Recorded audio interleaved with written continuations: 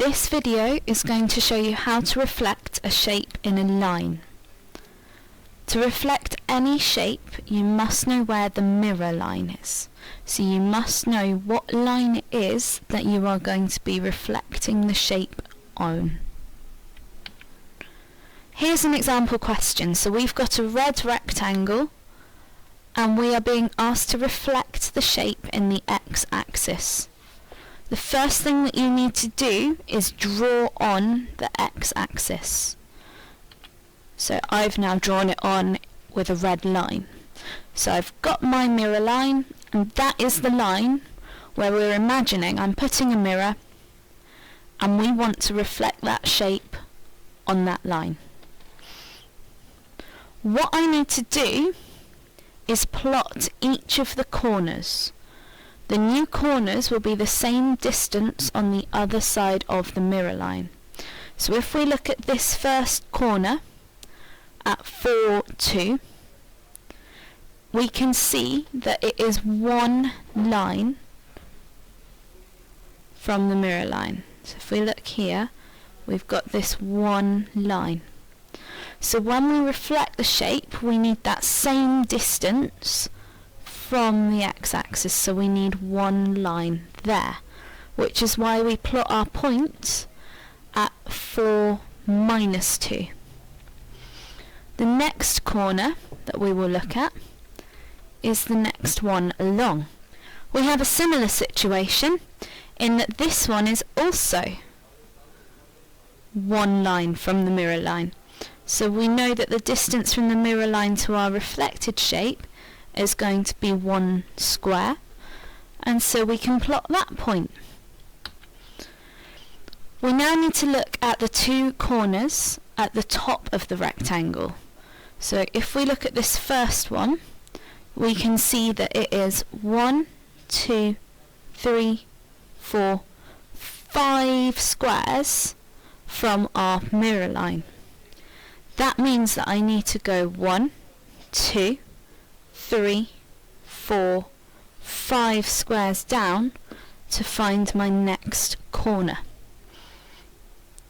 And we need to do the same process for the last corner.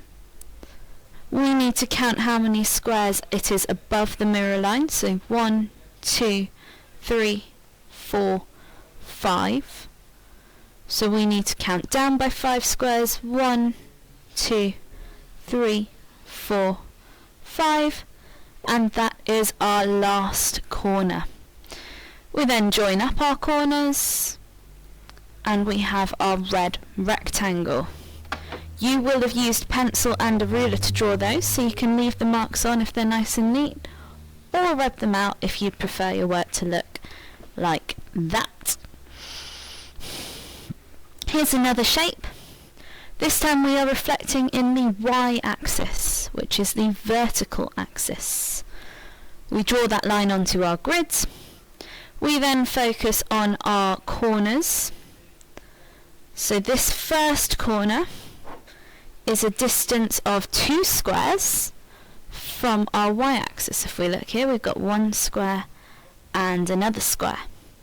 Pause the video and see if you can think where we're going to put our new coordinate.